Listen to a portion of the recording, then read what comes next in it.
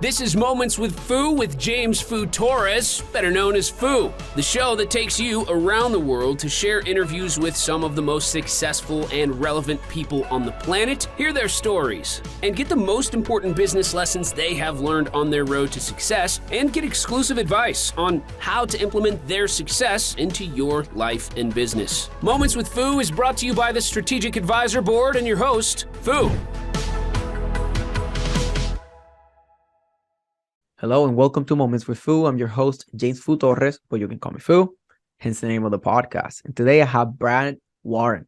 He's a land banking consultant, and I'm going to let him tell you more about that. But first, Brad, how are you? I am doing very well. Thank you very much for having me on the show. Thanks for taking the time. I'm excited to get into this. I mean, we have a great conversation prior to this, and this is a pretty cool thing that people definitely should know about. So let's kick it off with a quick introduction about yourself and your company. Well, I'm a former business coach, but 10 years ago, now it's 11 years ago, I started investing in land. Then I became a finder, which is like a referral partner, and I was sending all the business to my land banker. Her name is Marcela Silva. And then 6 years ago, she said, stop referring business, get your real estate license and come work with me. And I went, okay. So I am now a licensed real estate salesperson in the state of California, and I sell dirt. I love it. I love your energy. I love how you make it simple for people to understand the journey and ended up like punchy. Like, I just sell dirt.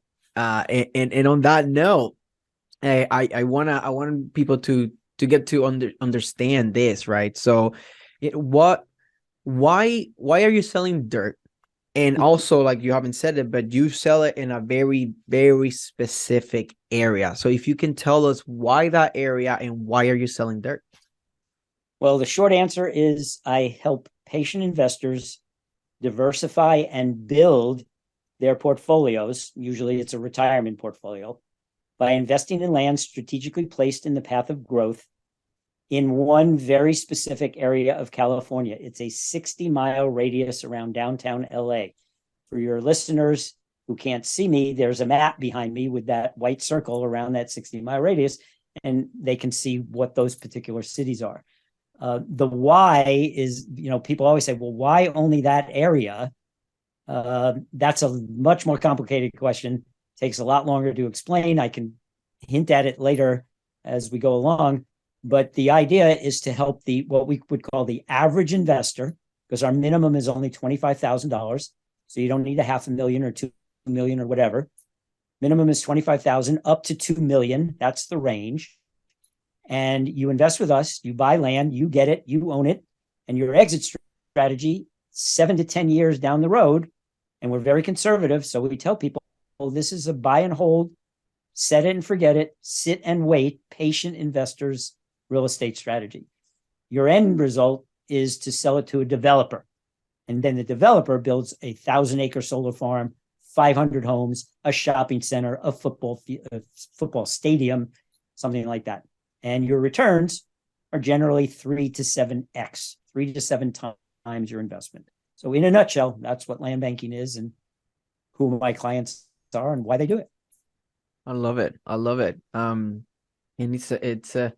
I mean, just by mentioning that is the area, right? Like you're saying, LA, south of LA and all that is like automatically for me clicked. And I know for most people that at least have an idea, right? Like, I mean, what LA is. So it's like, oh, so you're basically, you're taking space. This is a limited resource, right?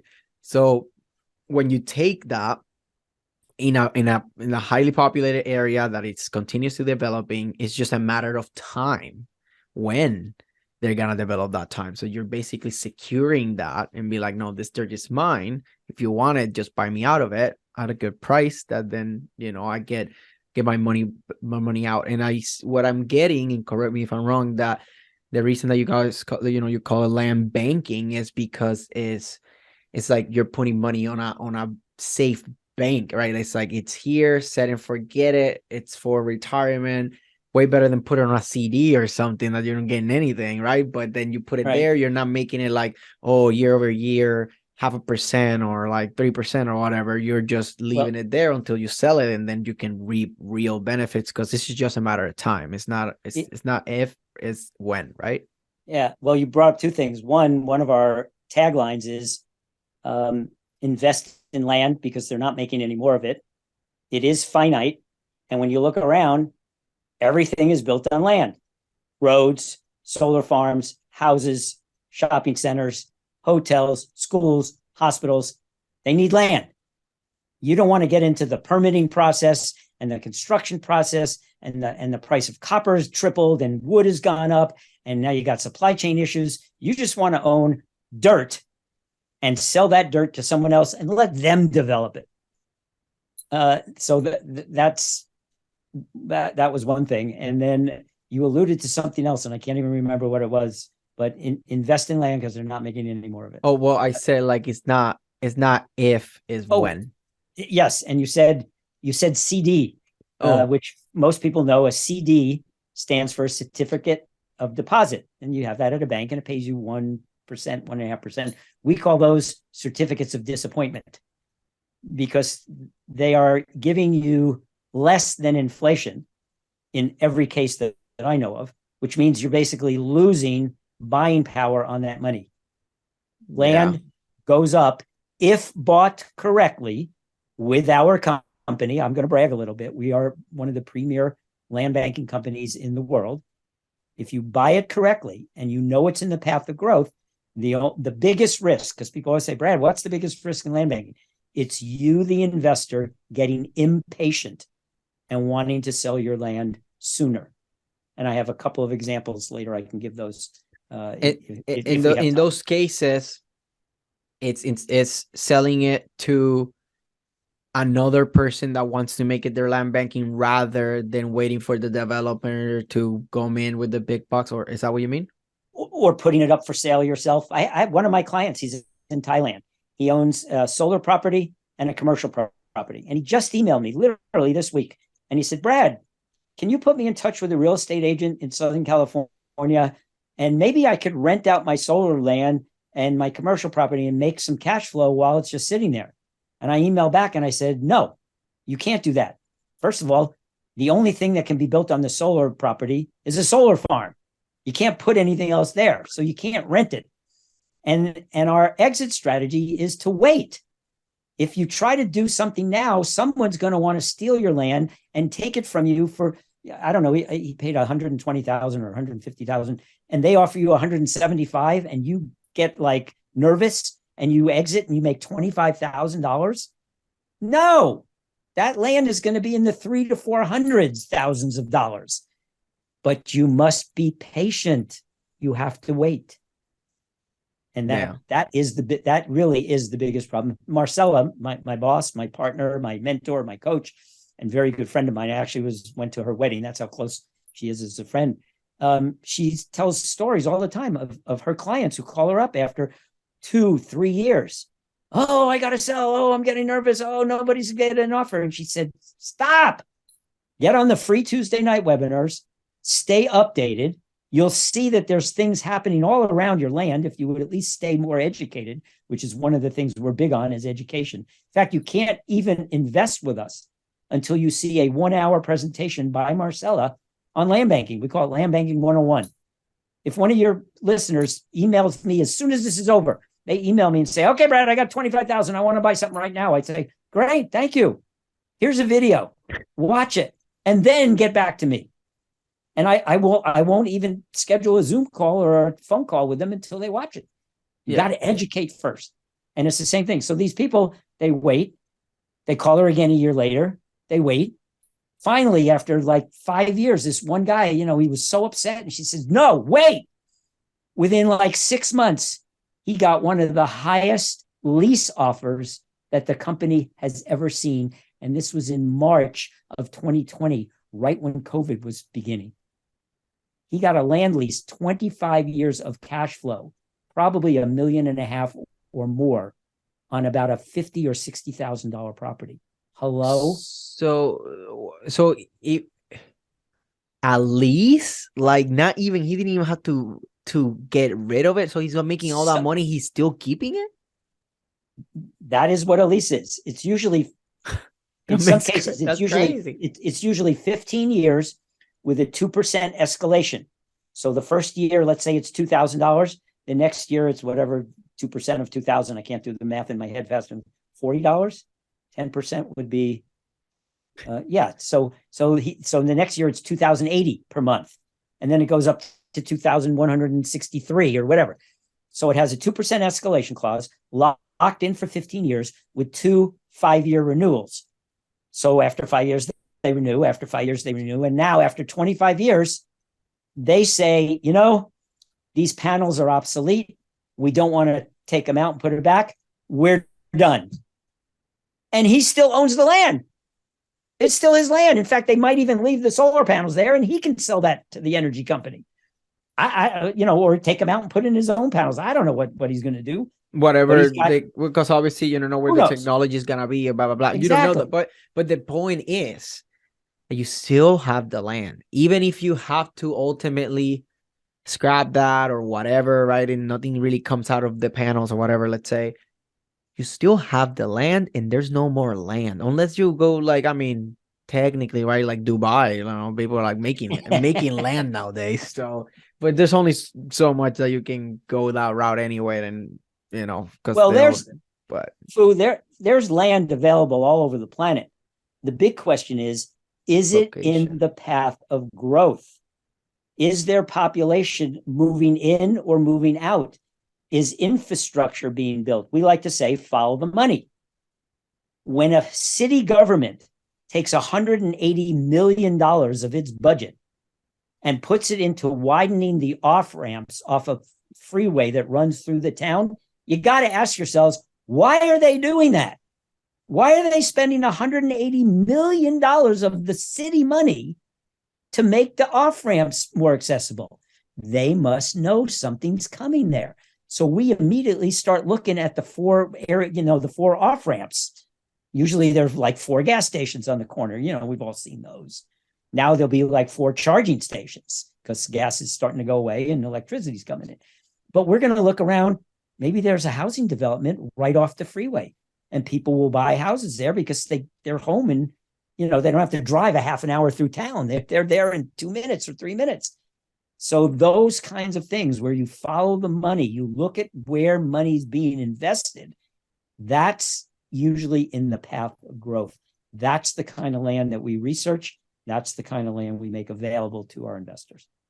That's amazing. And this makes sense, right? Like I love how just makes sense. You already, if you're in the investor mode, like you already you make money, you need to shelter it somewhere. Like this sounds like a perfect haven almost, right? Like it's like if you want to shelter for like retirement, like look, I don't need this money. I don't need to take it out or anything. I'm just gonna put it there. And even worst case scenario, knowing that like if you really need it and there's something coming and you really need it now, you probably can even sell that land anyway. And like you said, like, oh well, if you need $25,000 instead of $400,000, well, it's up to you. But if you really need it, right? But obviously that's not the mentality or anything. But I'm just saying, like that's the absolute worst case scenario because of the target, right? Like the area. In 44 years of the company's history, no one's ever lost money.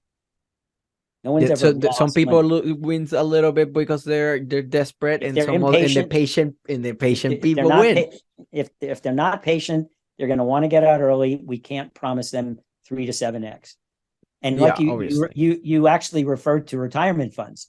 I would say the vast majority of my clients use what is called a self-directed IRA or a self-directed Roth. One is tax deferred, one is tax free.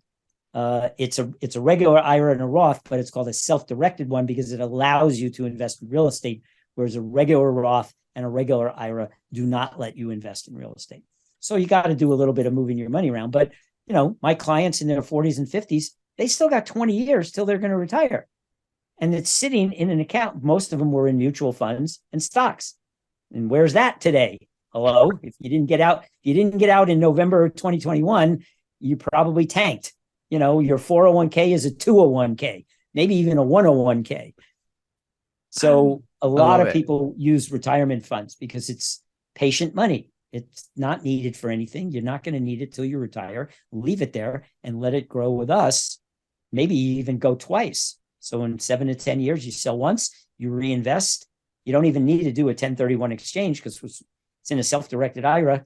There's deferred tax or no tax. So you don't even have to do anything with the taxes. You just buy another piece of property with that money and you let that go to 3 to 7x. Now you've built some what we call generational or legacy wealth.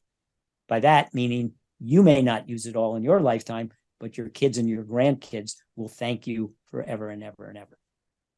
Amazing. I love this so much. I'm glad that we did this. I know that I'm gonna take this episode. I'm gonna blast it out because you told me also, great referrals. So anybody here, if you're not interested on buying, but you're interested in making some cash on referrals, that's another option. And there's other videos for that and everything that you need them. You can communicate with Brad. Pretty easy. But I know that I already made notes here.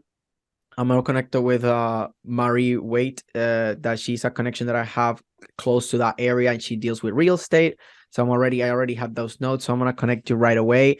I'm gonna blast this to all my CRM contacts, and I'm definitely gonna blow this out of the water because this is great. And you make it very easy to understand, entertaining, so easy. This is easy. This is great content. Yes. I love it.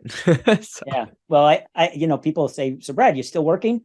No, but you're on these podcasts and you're filling out forms and I said, yeah, but it's not work. This is fun.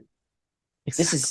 This is doing what I love. I'm passionate about it. I think that's coming across in my voice tone and certainly in my animation in my face. I know your listeners can't see me, but the ones watching the video, this is what I love doing. First of all, I love helping people become wealthy.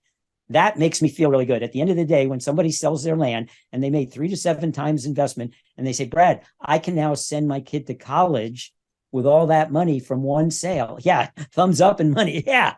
I can now send my kid to college for 4 years. I got it all in one sale. It's all there. The 25 became 125, and now I got enough. And again, those are just examples. I can't always promise that, but that's what we've seen over 44 years of the history of the company. The average returns are in that 3 to 7x range, and the average time is 7 to 10 years. So I love this. And I also love the part about referrals. I want to make that clear to people. Yes, if you don't have the money, what I tell people is, here's what I want you to do. Refer somebody to me. You'll make 2% of the gross sales price. So even at the absolute minimum of $25,000, you'll make $500. Take that check from me and open up a savings account, even at the bank, just to park it somewhere for now, and have that be your land banking savings account. Put all of my referral checks in there, and in 1 or 2 years, you'll have enough money to buy your own piece of land with the money I gave you for sending your friends to me. I've made over $55,000 in referral fees in the course of when I was a finder for Marcella over those 5 years. I made $55,000. My biggest finder, who came as a result of a podcast, he's made over $40,000 in a year and a half. And we ain't done. I'm about to send him $2,400 on Saturday. I'm going to wire it to his bank account in Panama because he's an expat. That's where he lives. And every time I send him one, I say, hey, Mikkel, check your bank account. Make sure the $2,400 is there. And he emails back, yes, thank you, Brad. I owe you another dinner. It's great. When I come to Panama, you can take me out. Amazing. And one point that you brought, that this is, I don't even work. This is something that I enjoy doing. And I really like that because given what I do, right? Like I do PR strategy, just public relations in general. And that is where I get my clients to. It's like, look, my clients are typically 7-figure plus, ideally even sometimes even 8-figure plus people that they're in this mode of look, it's not about the money. We have money, we could retire. But they want more impact. They want to have it and create money so they can impact more people, right? This just gives you options, gives you freedom, but they don't want to work because they don't even have to. So the thing that I help them with is by getting them to leverage other people's platforms, right? Which is going to podcasts, stages, or going into social media. And also I help them create their own platform or stage, if you may, right? Right. Which could be a podcast, could be a social media, could be an actual event, right? Or all of the above, right? And I love that because, you know, when you have your own media, that's a way that you can lead with value by getting people like, hey, I'll get you in my media, in my podcast, in my Roku show, in my whatever the case may be, right? And then you build that relationship, and after that, then you can make deals with them, like introduce them to land banking maybe, right? And you know, a lot of different things can happen after you build a relationship. And that's why I think that's the most important thing in business. And that's why I picked PR, because it's about more than relationships than any other industry. And that's why I really like, so that's why, you know, you really like this type of stuff too. So that's why we're vibing in this, because it's just fun. Like that, I love doing this. That's why I'm focusing more on this, because I do traditional media. It's not that I don't do it, but I am tired of the unreliability. Like it's like the producers in national TV, for example, they have no incentive to care about me or my clients. I am an asset for them, and my clients are an asset for them, and they pick and choose when they need you, and that's it, because it's editorial. Like it's not, if it's sponsored and stuff, that's an advertisement. That's different, right? So then I play with advertisements too, but if I want to have like real PR and leverage like other people's platforms, then I have to make relationships and I need to make assets. So now I'm focusing way more on that owned media, so that way I can guarantee those things. And then from there, like, look, you already have, like, you know, a lot of followers, a lot of subscribers, and you have your own podcast and stuff. Now it's like that can turn into money. So anything else that you do for PR that then might be kind of long-term awareness, and you might not even be able to really track the ROI, but then it got you a connection that you make a $7 million deal, right? There's all those things, but sometimes it's hard to track. So I'm not relying on that anymore, and I'm doing those things. So I just wanted to throw that out there, because when you said that, you know, you got me thinking. I was like, you see, like, that's why I do these things, because I want to help people to put them in positions that feel that they're not even working, but they're making money anyway, right? That's what I want to do that's what I do for my clients, and what I want to keep doing. So I'm glad that you brought that up, because it set me up perfectly for this. Yeah, and maybe just to wrap up that part, there's an acronym. People say, Brad, you're mad. I say, yeah, I'm making a difference. I am mad. I want to make this mad. I'm made nice. That people, you're mad. You're crazy. You do all this volunteer work. You do all this other stuff. I say, yeah, I'm mad. I'm making a difference. And it shuts them up really fast. Do you have social media? Do you have Facebook, or no? You don't? Yeah, I'm on Facebook. I'm on LinkedIn. I think you did add me, right? I know that I think about it. I think we did have to, because I want to. The reason I'm asking mainly is because I want to make a post and want to put this, and then I want to tag you, because this is great. I want to post this right after this. So yeah, that's what I take when you're done editing or whatever you do with it to make it nice and fancy and all that stuff. I send it out on Facebook. I send it out on LinkedIn, and I send it to my tribe, my email list. And then, you know, hey, Brad, you did another one. Oh my God, you must really be into this. And it starts conversations sometimes. You get it, right? That's exactly what I do, right? So you get it. I love it. I love this. So definitely I will make this a comment, and I want to make this a post, and I'm going to tag you. And so is there, you know, any last takeaways that you want to leave the audience with? Well, obviously, I want to make sure that people can get a hold of me. The best way, and I do respond within 24 hours, is email. I'm 72 years old, so I'm not much of a texter. I'm not a TikTok person. In fact, just a quick aside, Fu, the first podcast that I did with this guy, Mikkel Thorup, the Expat Money Show was his podcast. It aired June 30th, 2021. I'll never forget the date. But I showed up. I actually got dressed up. And we get on there, and he looked at me because he'd met me previously, and I was in a t-shirt. This time I was all dressed up nice. He says, Brad, why are you all dressed up? I said, well, you're doing a podcast. And he said, yeah. I said, well, doesn't that mean that you're recording the video and sending it out to people so they can watch? He said, Brad, that may be a vodcast or a video cast. A podcast is audio only. And I turned beet red. I thank God we weren't recording at that point. And I was like, OMG, I didn't know that. He says, you didn't know what a podcast. I said, I never. My daughter, my 30-year-old millennial daughter just laughed at me. Oh, Dad, you're so technologically challenged. I didn't know what a podcast was. So now I do. I still get dressed up just in case they do the video. But like I'm doing, right? Email is just my name. Brad at bradwarren.com. BRAD@BRADWARREN.com. Shoot me an email. Just make sure you say foo in the subject line. Then I'll know how you heard about me, because all of my business is by referral. I don't respond to people that I don't know where they're coming from. I get a lot of spam and a lot of junk email. But if they put something in the subject line that tells me, oh, they just listened to the podcast or they saw it on YouTube or wherever it gets posted, then I will respond to them and say, yeah, hi, this is Brad.